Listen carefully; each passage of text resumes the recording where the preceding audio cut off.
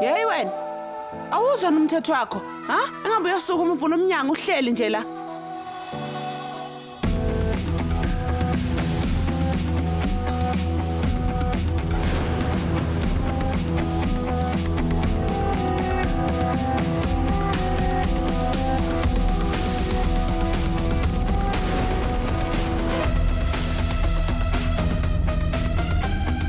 Ngingangena. Yebo.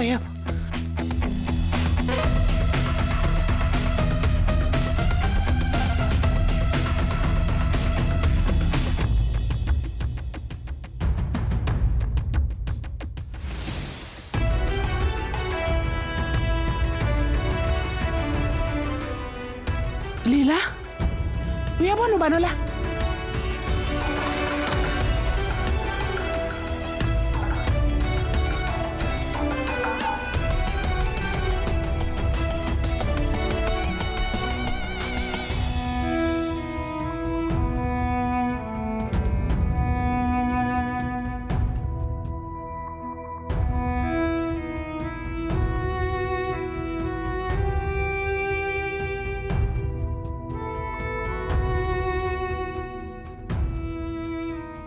Lila, namhlanje usuku lakho lokuqala ngemva kokushada. Namhlanje bekumele ukuthi sikwamukela ngokuphelele ngendlela elungile.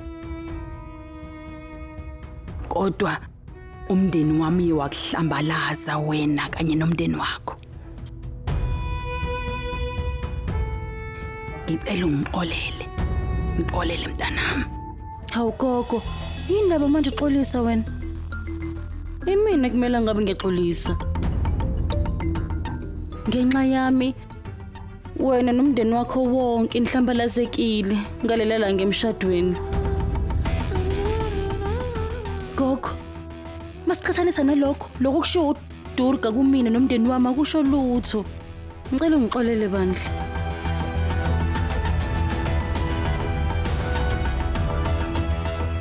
Ngiyacela ungixolele. Cha Lila. Inhliziyo yami ibingitshela ukuthi awuqambi manganese. Uyintombazana enhle nehloniphayo futhi. Umsebenzi walokho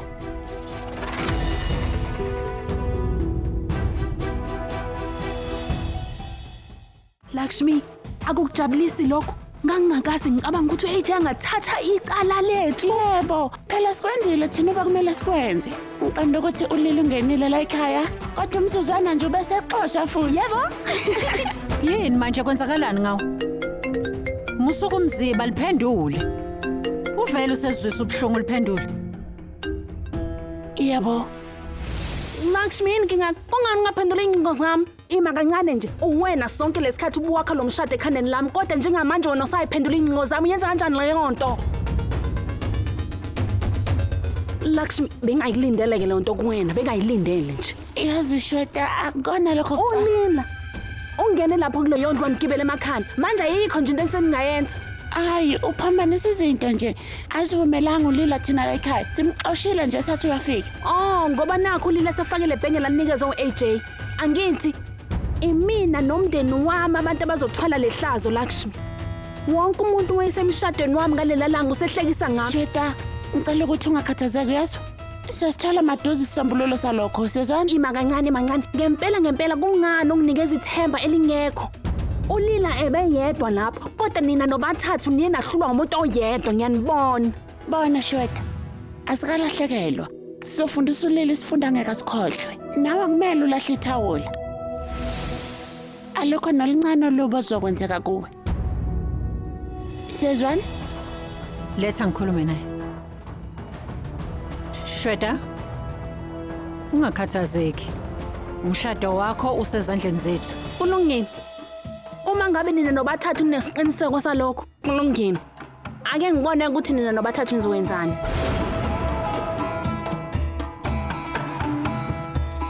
Izinto zonke zihamba ngohlelo lwethu. Seyiqalileke inkinga empilweni kaAJ. uLila sebevele bamkhipha ngomnyango emzini wakaJagida.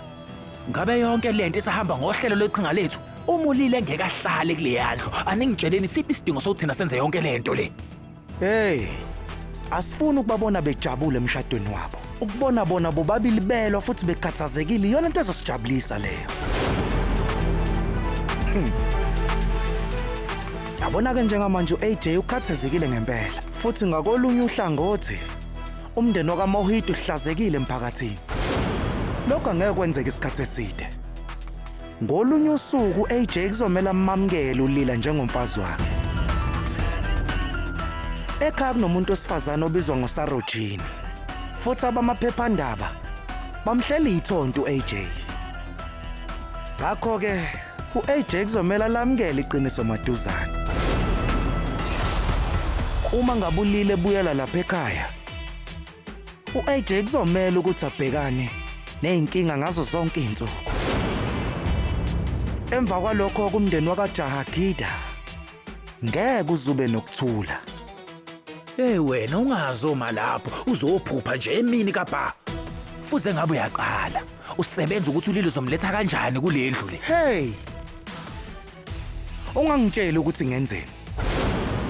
Into ekufanele uyenze ile ngikutshela yona. Uyilethile lento engithe ufike nayo.